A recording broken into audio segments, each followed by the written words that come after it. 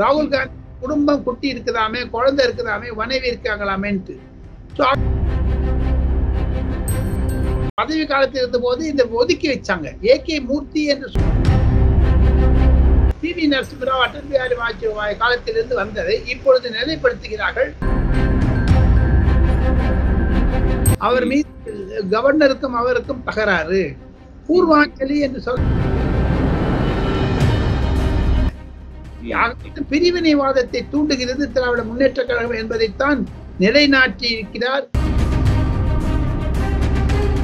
அரவிந்த் கெஜ்ரிவால் என்ற ஒரு பழிச்சுமை இருக்கிறது. அதையும் தவிர அரவிந்த்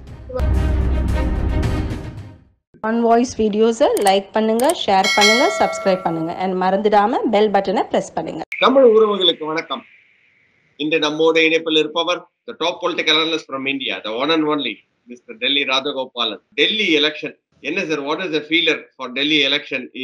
இன்னைக்கு வந்து அரவிந்த் கெஜ்ரிவால் கொஞ்சம் இறங்குமுகத்துல இருக்கிற மாதிரியும் சொல்றாங்க. இல்ல Arvind Kejriwal welcome next because அவர் அரெஸ்ட் பண்ணது மிகப்பெரிய தப்பு அப்படின்ற மாதிரியும் சொல்றாங்க. உங்களோட கருத்துக்கள் எப்படி சார்? டெல்லியில் நான் 50 வருடங்களாக பணிபுரிந்திருக்கிறேன். பத்திரிகையாளனாக 50 ஆண்டுகள் இருக்கிறேன். குறைந்தது 10-15 தேர்தல்களை பார்த்திருக்கிறேன். நேராக அரசாங்கத்தில் இருக்கக்கூடிய அனைத்து பிரதமர் முதலமைச்சர்களை எல்லாம் கண்டு பேசிய ஒரு பெருமை எனக்கு உண்டு பத்திரிகையாளனாக. இருப்பினும் டெல்லி என்பது மிக மிக சூடான ஏரியா. அந்த டெல்லி வந்து tough fight. BJP versus Aam Aadmi கட்சி தான் இருக்குங்க. காங்கிரஸ் இல்லைங்க. காங்கிரஸ் எடுத்து போச்சுங்க வட இந்தியாவில். அப்படியா சார்? ஓகே. பாருங்க, காங்கிரஸ் வந்து ஆம் ஆத்மி பார்ட்டியோட அந்த இன்ட்ராக்ஷன் இல்லையா? அப்போ ரெண்டு பேரும் சேர்ந்து போட்டி போட்டு அரவிந்த் கெஜ்ரிவாலே சொல்லிட்டாரு, ராகுல் காந்தியோட இருந்ததுனால தான் எனக்கு தோத்து போயிட்டெல்லாம் சொல்லிட்டாரு.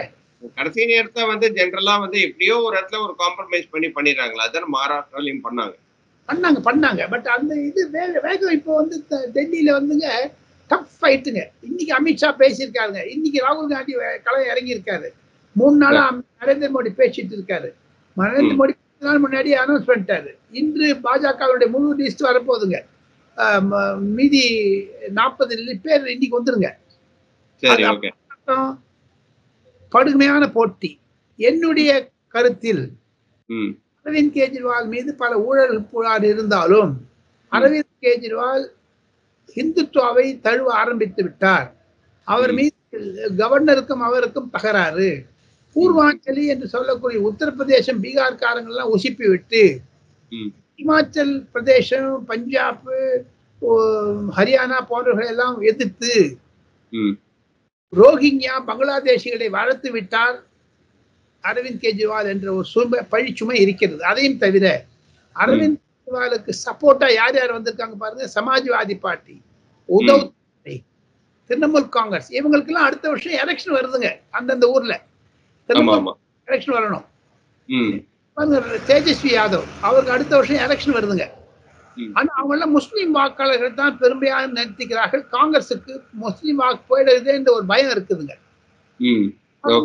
ஹிந்துத்வா வர்சஸ் முஸ்லீம் அந்த மாதிரி ரேஞ்சில் போகுதுங்க. என்னை பொறுத்து நீங்க வந்து விளக்கி சொல்ல வேண்டும் என்றால் நரேந்திர மோடியுடைய பாப்புலாரிட்டி கிராஃப் 3 முறை 2014, 2019, 2024 3 முறையும் 7 லோக்சபா சீட்டை தட்டின்னு வந்துட்டாங்க. இப்போ சிச்சுவேஷன் மாறிடுச்சுங்க. அரவிந்த் கெஜ்ரிவாலுடைய இறக்கு முகம் ஆரம்பித்து விட்டது. அவர் வந்து ஸ்லைடிங் டவுன். எனக்கு கிடைக்கக்கூடிய தகவல்கள், நான் ஒரு தனியார் ஆங்கில தொலைக்காட்சிக்கு ஸ்டாட்டிஸ்டிக்ஸ் எல்லாம் வச்சு பார்த்தீங்கன்னா 55 சீட் பிஜேபி வந்துடும். பிஜேபி ஆட்சி கைப்பற்றுங்க. இப்போ அரவிந்த் கெஜ்ரிவாலோட ரெஜிம் முடிஞ்சது அப்படின்றீங்க டெல்லியில? அது பஞ்சாப்ல கீழே ஊந்துருங்க. சர்க்கார் டொப்புனு கீழே ஊந்து. டெல்லி போச்சுன்னா பஞ்சாப் போச்சு. இப்போ அரவிந்த் கெஜ்ரிவாலுக்கு டூ ஆர் டை சிச்சுவேஷன்.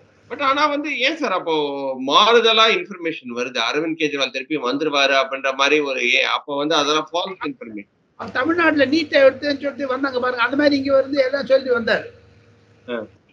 கடைசியில புஷ்ன்னு போயிடுச்சு. வந்ததோ ஊழலை எதிர்ப்பேன். இன்னைக்கு அவர் மேல ஊழல் போவார் பாருங்க. சீஷ்மகான் அவர் வீடு 145 கோடி ரூபாய்க்கு வீடு கட்டிட்டு இருக்காரு. அவர் வீட்டுல இருக்கிற ஃப்ரெஷ் அவுட்டே 1.5 கோடி ரூபாய். என்னங்க அது?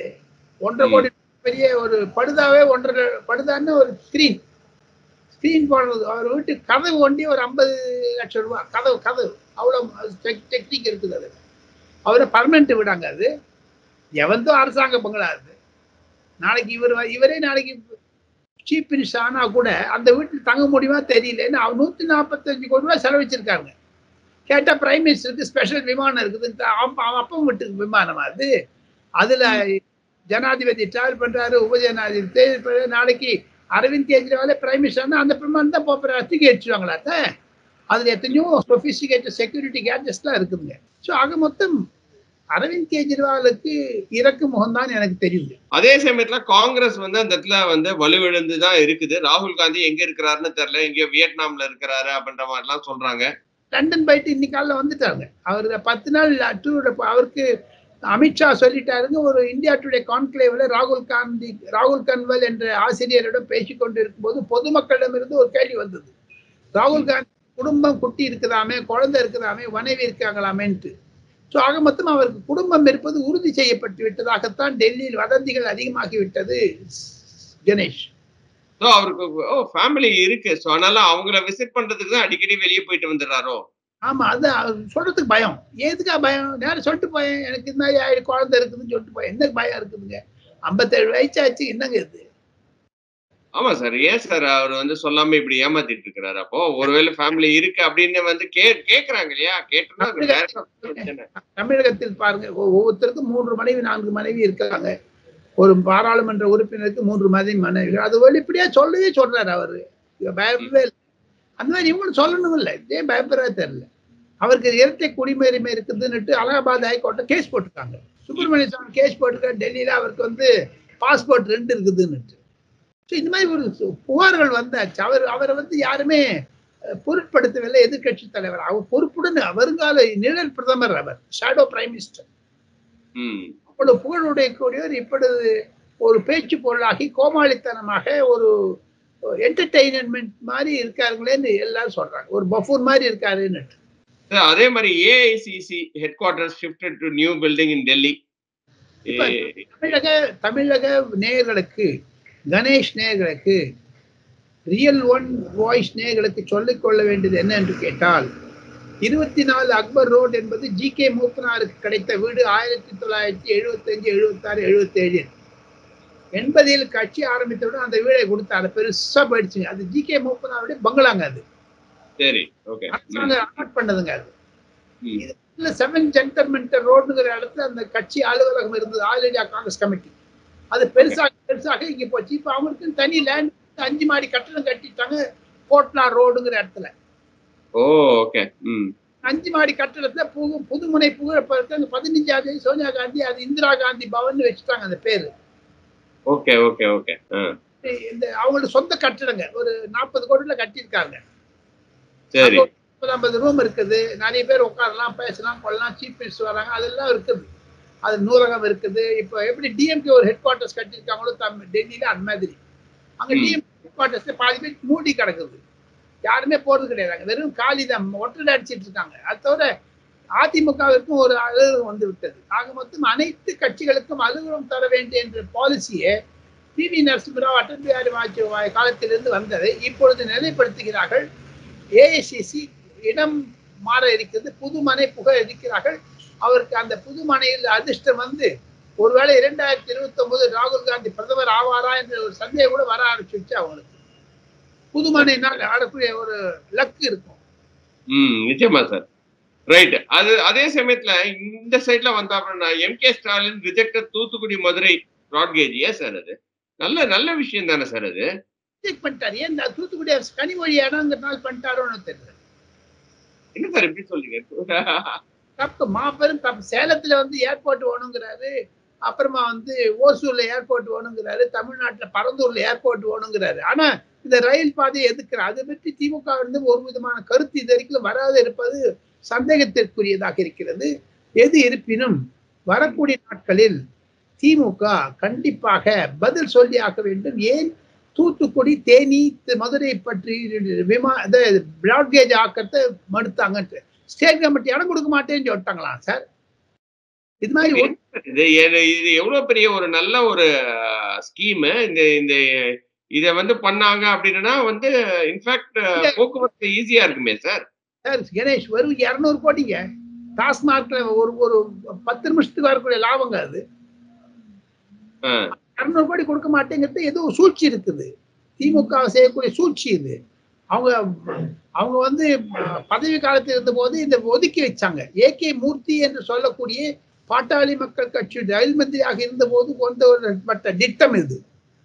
பாட்டாளி மக்கள் கட்சியினால் கொண்டு வந்தப்பட்ட திட்டம். பாஜகவுடைய முதல் பிரதமராக இருந்த போது அடல் பிஹாரி வாஜ்பாய் எதுக்காக பணம் கொடுத்திருக்காங்க. ஆனா தமிழ்நாடு அரசாங்கம் நிலம் இல்லைன்ட்டாங்க. பரந்தூர் விமான நிலையத்துக்கு நிலம் இருக்குது. பரந்தூர் விமான நிலையத்துக்கு இடம் இருக்கு. இது ஏற்கனவே இருக்கிற ஒரு லைன் தானே சார் இது. தூத்துக்குடி டு மதுரை எவ்வளவு ஒரு ஒரு மொத்தமே 200 கோடிங்க கணேஷ். அந்த 200 கோடி கூட தமிழ்நாட்டில் இல்லைங்க. என்னங்க இது? மு.க. ஸ்டாலின் இதுக்கு பதில் சொல்லி ஆக்க வேண்டும்.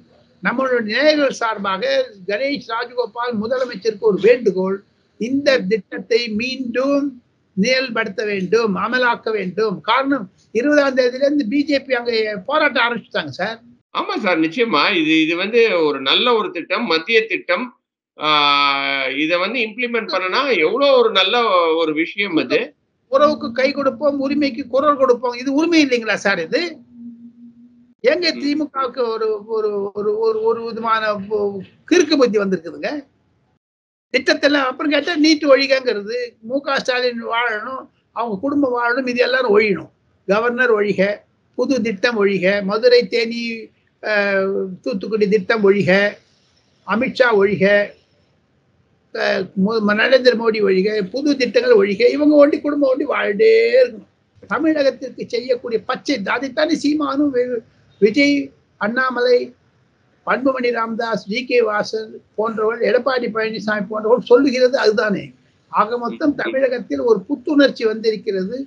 இது கண்டிப்பாக 2026 அது திமுகவிற்கு எதிராகத்தான் போகும் கணேஷ். நிச்சயமா sir. Last and final question sir. Governor வந்து சட்டசபையில இருந்து வெளியே போனதை நீங்க எப்படி சார் பாக்குறீங்க? ஏன்னா வந்து நேஷனல் ஆந்தம் ஃபர்ஸ்ட் பாடல அப்படின்னு சொல்லிட்டு வெளியே வந்திருக்கிறாரு. இது வந்து ஒரு பெரிய பேசும் பொருளா இருக்கு தமிழகத்துல. கவர்னர் சரி, ஆளுங்கட்சி திமுக செய்தது தவறு. ஏன் சார் அப்படி சொல்றீங்க? ஏன்னா வந்து மரபு இதுதான் அப்படின்ற மாதிரி திமுக சொல்றாங்க. வட இந்தியாவில் இருக்கக்கூடிய அனைத்து ஹிந்தி பத்திரிகைகள், ஆங்கில பத்திரிகை தலையங்கம் எழுதி இருக்கிறது. ஜனநாயகத்திற்கு தேசிய கீதம் தான் முக்கியம். ஜனகணமன ஒரு நிமிஷம் பாடத்துல என்னங்க அது அவர்களுக்கு? முதல் வரி பாடிட்டு விட்டுருங்களேன். தமிழ்தாய் வாழ்த்து முக்கியம் யாரும் இல்லைங்களே. பிரிவினைவாதத்தை தூண்டுகிறது திராவிட முன்னேற்ற கழகம் என்பதைத்தான் நிலைநாட்டி இருக்கிறார் ஆளுநர் ஆர்.என். ரவி. ஒண்ணுங்க, ஆளுநரை வெளிநடப்பு செய்யக்கூடிய அளவுக்கு அவர் மன ஒரு துன்பங்கள் இன்பங்கள் இருந்தாலும் அவர் தனிப்பட்ட இதை போன வருஷமோ அதை ஒழுங்கா படிக்கல, இந்த வருஷம் கம்ப்ளீட்டா படிக்கல. அது வந்து அவர் வந்து ஜனநாயக ரீதியா அவர் பண்ற கடமையை வந்து அவர் வந்து மறுக்கிறாரு அப்படின்றப்பா நீ பார்க்க முடியாதா? ரைட் இல்லைங்களா சார்? நான் என்ன எதிர்த்து நடக்குது? தமிழ்நாட்டு சட்ட ஒழுங்கு சரி இருக்குன்னு எப்படிங்க சொல்லும்? கள்ளக்குறிச்சி சாராய விவகாரம், அண்ணா பல்கலை விவகாரத்தெல்லாம் மென்ஷன் பண்ணுங்கிறார் அவரு. அரசாங்கத்துக்கு திமுக கொடுக்கக்கூடிய எம்பிக்கள் கொடுக்கக்கூடிய ஒரு புடைச்சலுக்கு ரவி தான் சரியான ஆளு. அப்படி பாக்குறீங்க இல்லையா? ஏன்னா வந்து ஆர்.என். ரவி செய்வது சரி. காரணம் அவர் சட்ட ரீதியாக தேசிய கீதம் பாடவே. அவர் ஒரு ஐபிஎஸ் அதிகாரிங்க, அரசியல்வாதி இல்லைங்க. ஐபிஎஸ்ல முதல்ல சட்டத்தின் மேல் தான் பதவி பிரமாணம் ஏற்றுக்கொண்டு தேசிய கீதத்துக்கு ஒரு சல்யூட் அடிச்சு தானே வந்தாருங்க. லாஸ்டா ஒன் வேர்ட்ல சொல்லுங்க சார். சீமான் அரெஸ்ட் ஆகப்படுவாரா மாட்டாரா? ஆகப்படுவார். அரெஸ்ட் ஆயிடுவார். 3 நாள் 2 நாள் அரெஸ்ட் ஆயிடுவார். ரொம்ப ரொம்ப நன்றி நம்மளோட क्वेश्चंस எல்லாம் ஆன்சர் பண்ணதுக்கு. ரொம்ப நல்லா இருந்தது. ஹோப் யூ ஆர் என்ஜாயிங் இன் பாம்பே. இன்னொரு வீடியோவில் சந்திக்கிறேன் சார். அதுவரை நன்றி, வணக்கம். நன்றி நன்றி. நமஸ்தே நமஸ்தே. ஆன் வாய்ஸ் வீடியோஸை லைக் பண்ணுங்க, ஷேர் பண்ணுங்க, சப்ஸ்கிரைப் பண்ணுங்க. அண்ட் மறந்துடாம பெல் பட்டனை பிரஸ் பண்ணுங்க.